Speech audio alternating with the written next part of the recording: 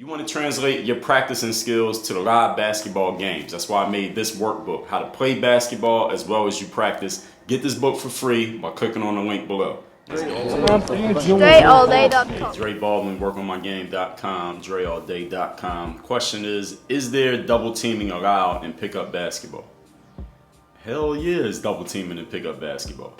Now I know this happened a couple weeks, might even be a month ago when you see this, that the clip came out, Devin Booker was playing pickup. Devin Booker of the Phoenix Suns, playing pickup. He gets double teamed in a game, turn the ball over, and then he starts complaining vocally to his opponents that they're not supposed to double team him in the game because he gets double teamed all season. Well, here's the thing. There's several things. First of all, if I'm playing against you in a pickup game, not a workout, but a pickup game, my sole objective is to put you in a position where you are uncomfortable, make you do something that you don't want to do, make you face some situation that you don't want to face so that you are not comfortable, so that you're getting the exact thing that you don't want so that you don't do whatever it is you do best.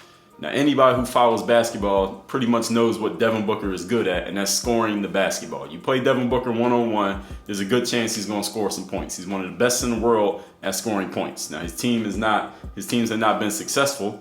I'm not sure how great of he's a pretty good passer, so I don't know, and we'll get to that in a minute. Don't think he's that great of a defensive player. It's not even that he's bad at defense. I think he's just uninterested when it comes to defense, as a lot of players are who are really offensive-minded guys and just not interested in trying on defense. That's what I think. His effort on defense is not there. I don't know if he's good or bad. He just doesn't try that hard. But here's the thing. If I'm playing against you again, now if I'm your trainer and we're working out, now I might let you go one-on-one so you can get your little one-on-one moves off and all that. But if I'm playing against you in pickup, listen, I don't give a fuck about you not liking the fact that you get double teamed. As soon as you start complaining about getting double teamed, now I'm like, yo, we gonna double him every time he get the ball because he don't like it. Now I know he gets mad about it. Now I know he's annoyed, he's upset, he's frustrated when he gets double teamed. So you know what? We gonna double team him every time he gets the ball because now I know I'm in your head. You just let me know. You told me by complaining about the fact that you got double teamed. You could hear Joakim Noah, I think, what that was on the court saying, yeah, there is double teaming in basketball. And I know some people made jokes like, well, Joakim Noah's washed or he's old or he don't have offensive game and stuff like that. Listen, Joakim Noah, let's be clear, has done more winning in the NBA than Devin Booker. And Joakim Noah was in the top 5 in MVP voting that one year when Derrick Rose was injured. Joakim Noah was top 5 MVP, just to be clear. And Joakim Noah I believe he made the All-Star game at least once. And Devin Booker ain't made it. And Joakim Noah have had more effect on winning basketball in his basketball career than Devin Booker has had in his career. And you can even include college when Joakim Noah won. They win 1 championship, 2 championships. So anyway, just that note on Joakim Noah, because I know some people made some jokes because Devin Booker's like hot and young and scoring his points now, but Devin Booker hasn't won any games. So let's remember the object of the game is to win. Now, as we heard, if you follow, I think Kobe Bryant was on, what was I listening to? I watched when he was on Quentin Richardson and Darius Miles, the Knuckleheads podcast.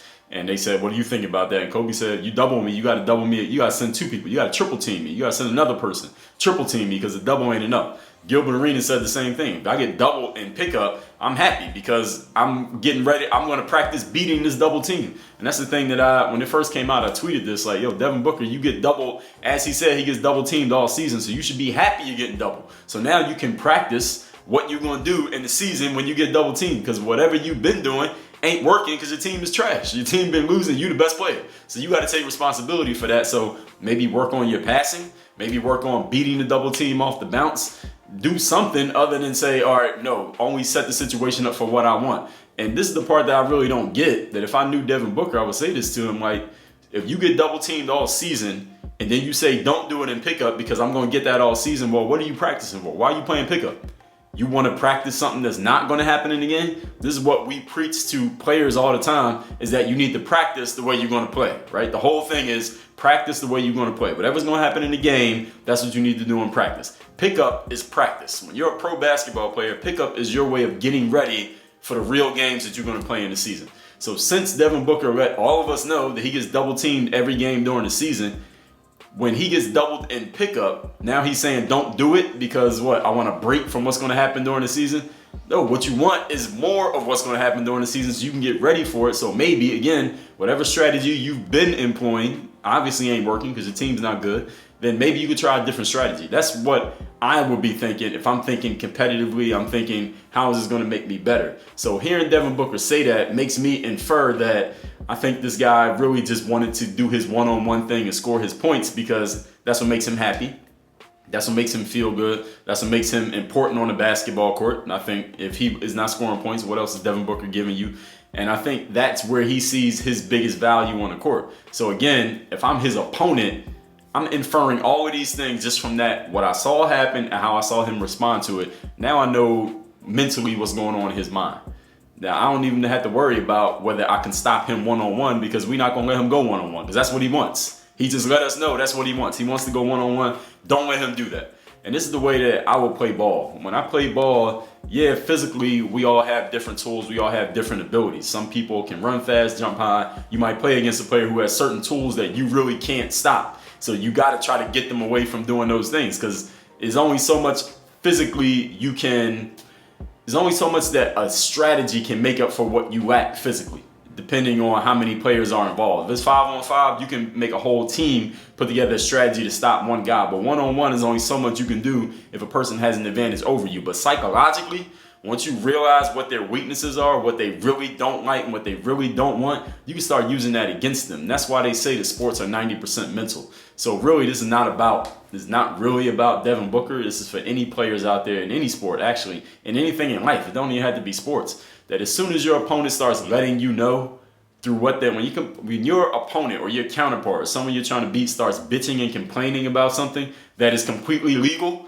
that is completely part of the game, whatever the game is, and they're complaining about it, they're telegraphing to you. They're telling you what they don't like. They're telling you what makes them uncomfortable. They're telling you what they don't want. And usually the thing that they do want is the exact opposite of what they're complaining about. So if someone's complaining about getting double teamed, that means what they really want is single covers. Why would somebody want to be single covered in basketball? So they can go one-on-one. Especially if you know that this is a guy who averages 25 points a game on a losing team. So this is what makes him feel good. Then they just re-up his contract because the guy can put the ball in the basket. Scoring is a big part of the game. So now I know psychologically, I'm not even worried about does he have a crossover? Is he a shooter? Is he a driver? How tall is he? How high can he jump? I'm not even thinking about any of that. I'm thinking about, all right, I know that he doesn't want that. So now I'm going to give him so much of that I'm going to mentally take this dude out of the game. And when you take somebody out of the game, any game, sports, business, anything, when you take somebody out of the game mentally, whatever they are physically capable of, doesn't even matter. It becomes completely irrelevant. So this is the mindset side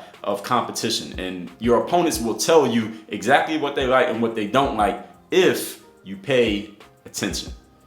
Work on your game. Dre all day.